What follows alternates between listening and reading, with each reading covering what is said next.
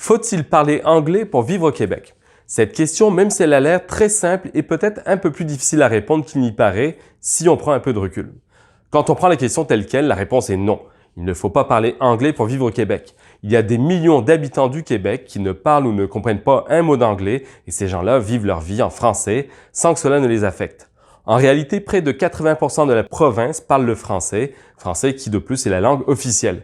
Par conséquent, tous les services sont au minimum délivrés en français, du moins en théorie, puisqu'on sait par exemple que dans certains quartiers de Montréal, pour ne citer que cette ville, il est parfois difficile de recevoir un service en français. On ne parle pas dans ces cas-là de services publics ou gouvernementaux, mais plus de services privés comme des restaurants, des boutiques ou encore des dépanneurs. Mais la question de fond à se poser selon moi est la suivante. Devrais-je suffisamment connaître l'anglais pour vivre au Québec? Et je pense que la réponse à cette question est oui. Oui, parce que même si la non-connaissance de l'anglais ne vous empêchera pas de vivre votre vie au quotidien, elle pourrait, je dis bien elle pourrait, vous limiter dans vos opportunités d'évolution professionnelle ou même simplement vous empêcher d'accéder à certains emplois. Il est extrêmement courant de voir des offres d'emploi où il est demandé soit le bilinguisme français-anglais, soit une connaissance de l'anglais de modérée à très bonne. À partir du moment où vous travaillez pour une entreprise qui a un bassin de clients plus large que le Québec, ou même qui doit s'approvisionner dans le reste du Canada ou à l'étranger, il devient inévitable pour certains employés de devoir parler anglais. Ce sont des postes spécifiques, mais cela pourrait être des postes pour lesquels vous avez des qualifications ou tout simplement un intérêt. Donc, ne pas comprendre ou parler l'anglais pourrait faire en sorte que vous n'ayez pas accès à ces postes-là. Alors attention, ça ne veut pas dire qu'automatiquement vous n'y serez pas éligible.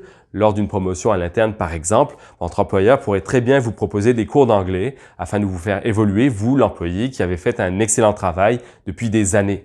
Mais la réalité, c'est que parfois, on a des postes qu'on veut combler rapidement et donc on va choisir quelqu'un qui a déjà les compétences linguistiques pour l'occuper.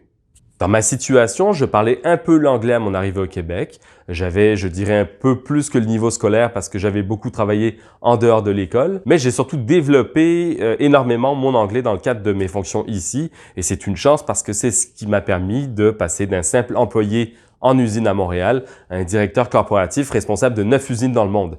Donc sans l'anglais, il est certain que je n'aurais jamais eu cette possibilité d'évolution. Je veux aussi ajouter une dernière chose. Ce n'est pas parce qu'on maîtrise une autre langue, telle que l'anglais, qu'on arrête pour autant de vivre en français dans la vie courante ou à la maison. Connaître l'anglais, pour moi, c'est simplement un atout pour sa carrière, un atout supplémentaire.